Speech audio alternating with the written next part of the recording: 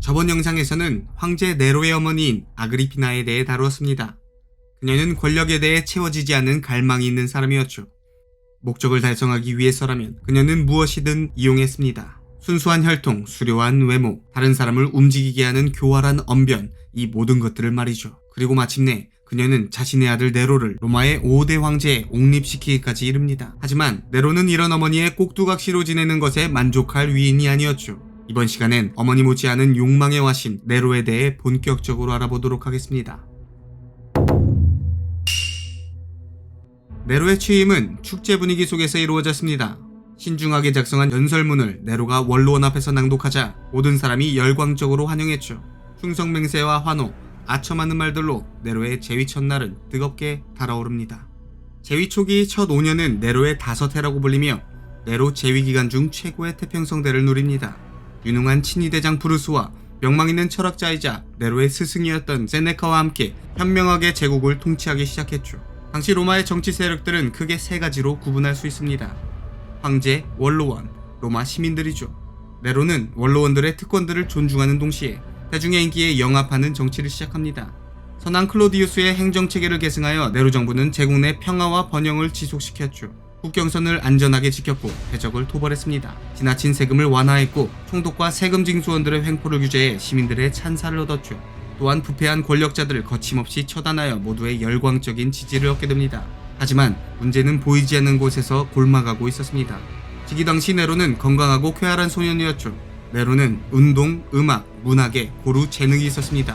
문제는 네로가 감수성이 풍부하여 예술가적 기질이 가득한 예민한 성격의 소유자였다는 것입니다.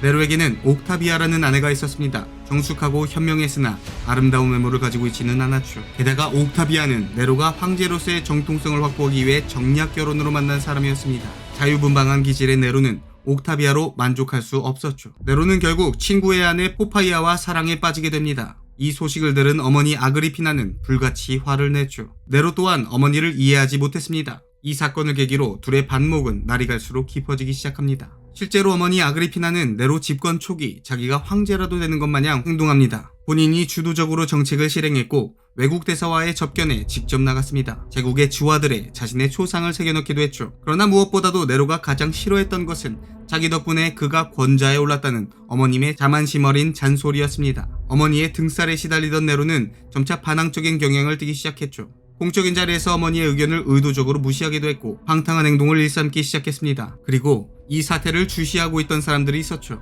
바로 네로의 신복 세네카와 브루스였습니다. 그들은 평소에도 아그리피나의 권력이 지나치게 비대해지는 것을 못마땅하게 여겼죠. 이 둘은 모자의 갈등을 이용해 그녀를 쫓아낼 음모를 꾸밉니다. 그리고 그 음모를 위해 네로의 비열한 본능을 이용하기로 했습니다. 그들은 네로가 황제이므로 이제 어머니의 간섭을 받지 않고도 원하는 것을 할 수 있다고 부추겼죠. 또한 음악 시에 대한 네로의 허영과 자긍심을 한껏 자극했습니다. 그가 이루어낸 공적들을 마치 신이 이루어낸 성과인 양 지켜 세우기도 했죠. 하지만 그들이 간과하고 있는 사실이 있었습니다. 네로의 몸에는 욕망의 화신 아그리피나의 피가 흐르고 있었다는 것을요. 이 작업은 결국 네로를 자신들이 통제할 수 없는 미치광이로 바꾸어 놓는 결과를 만들게 됩니다.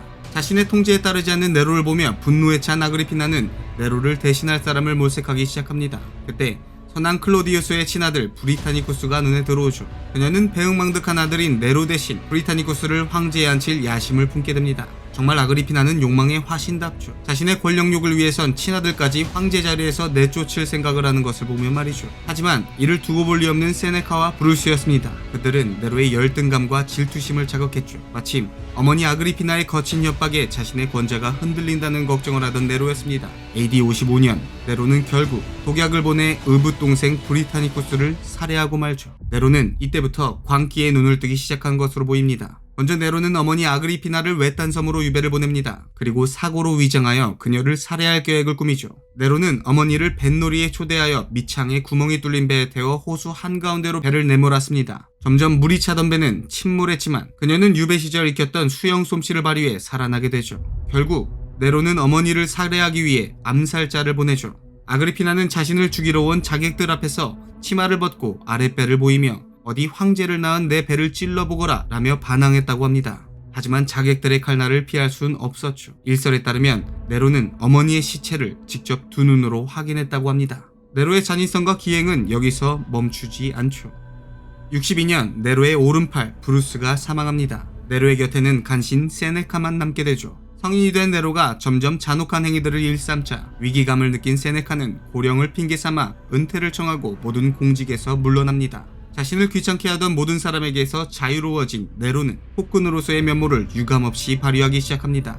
먼저 여흥과 사치에 엄청난 재정을 쏟아붓죠. 음탕하고 문란한 성생활을 시작했습니다.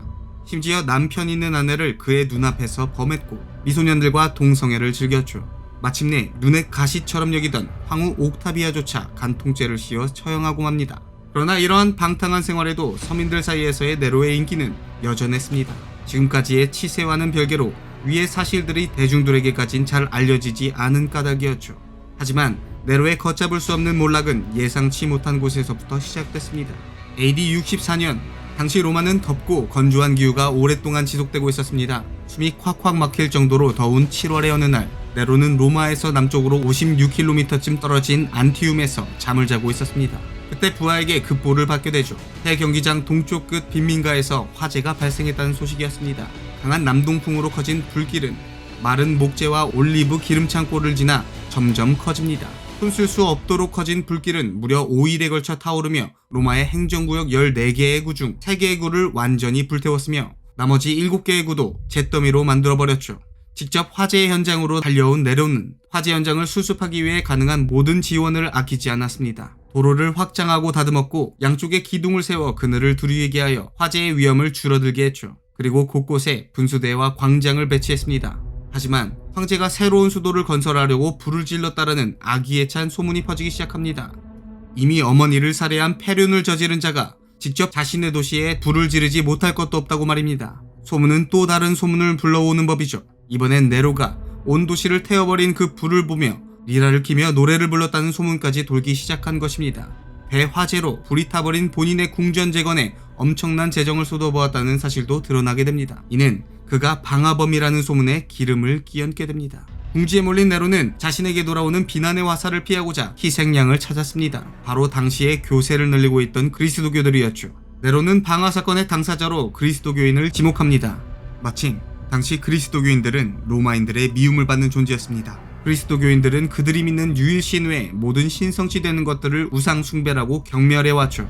로마 제국의 수많은 다신들을 무시하는 행위는 로마의 시민들의 심기를 건드리고 있었고 네로는 로마 시민들의 이 혐오감을 살살 부추겨가며 본격적으로 기독교인들을 탄압하기 시작합니다. 이 탄압 방식은 아주 잔악무도했던 것으로 유명합니다. 네로는 기독교인들을 산채로 불구덩이에 집어던졌습니다. 일부는 십자가에 못이 박혔고 일부는 야생동물의 가죽 속에 집어넣어져 사나운 개들의 밥이 됩니다. 일부는 온몸에 기름을 뒤집어 쓴 채 한밤에 어둠을 밝히는 횃불로 사용되기도 했죠. 하지만 이런 네로의 희생양 전략에도 불구하고 대화재 이후 바다까지 추락했던 네로의 인기는 회복되지 못했습니다. AD 65년엔 원자 찬탈 음모까지 발생하죠. 가이우스 칼프루니우스 피소라는 권력자가 네로를 제거할 계획을 세웁니다. 이 사건엔 심지어 자신의 스승 세네카까지 연결되어 있었죠. 하지만 이 시도는 밀고자이에 발각돼버리고 말죠. 네로의 보복은 무자비했습니다. 음모에 가담한 의원들과 자신의 스승 세네카, 시인 루카누스, 흥자작가 페트로니우스에게 정맥을 끊어 자결하라고 명령하죠. AD 66년 네로는 또 한 번의 실정을 저지르고 맙니다. 그해 가을 그리스를 향해 대연주 여행을 시작한 것이죠. 무수히 많은 연주자와 합창단원, 배우, 관리, 시종, 경호원, 군인들을 대동하며 그리스로 떠났습니다. 공연은 성황리에 마쳤습니다. 그리스인들이 그에게 베풀어준 성대한 환영회와 예술에 대한 호평에 네로는 흡족해했죠. 그러나 이미 대화제로 엄청난 국고를 탕진해버린 터라 로마 시민들의 눈총을 사게 됩니다. 로마에 돌아왔을 땐 성대한 개선식을 올리는 등 민심을 파악하지 못하는 행위를 해버리고 말죠. AD 68년 아직도 정신을 차리지 못한 네로는 소아시아와 이집트를 여행할 계획을 세우고 있었습니다. 그런데 그때 급보가 들어오죠. 그것은 총독 율리우스 빈덱스가 반란을 일으켜 대군을 모집했다는 소식이었습니다. 다행히 네로에 충직하고 유능한 총독 베르기니우스 루푸스가 갈리아로 진입하여 빈덱스의 반란을 제압할 수 있었죠. 패배한 빈덱스는 스스로 목숨을 끊었습니다. 그러나 이는 네로에 대한 반란의 시발점일 뿐이었습니다. 이때 네로는 보수적인 상류층에 대한 통제력을 완전히 상실한 상태였죠. 또한 국고가 바닥나 재위 말기에는 군인들의 급료를 체불할 수밖에 없었습니다. 이는 군인들의 충성심에 크게 타격을 입히고 맙니다. 군인들은 그들의 충성과 애정을 거두어드립니다. 네로가 평소에 군인들을 무시했다는 이유도 한몫했습니다. 천성적으로 예술가적인 기질을 지닌 네로는 답답한 군대의 조직 문화를 못마땅해 하며 단 한 차례도 그들의 병영을 방문하지 않은 상태였죠. 급여 체납으로 생계가 막막했던 군인들에게 8만 세스테르티우스를 주겠다고 약속하는 자가 나타났습니다. 그는 히스패니아의 총독 갈바였죠.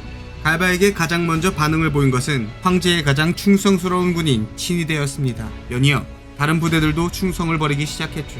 원로원은 갈바의 편을 들어 네로를 국가의 공적으로 선포해버리게 됩니다. 이 소식을 들은 네로는 공포에 사로잡힙니다. 뾰족한 수를 내지 못한 채 한밤중이 되었죠. 주위를 돌이켜보니 호위대를 비롯한 모든 사람이 도망가고 궁전이 텅 비어 있었습니다. 네로는 자신의 노예의 집으로 달아나 숨었죠.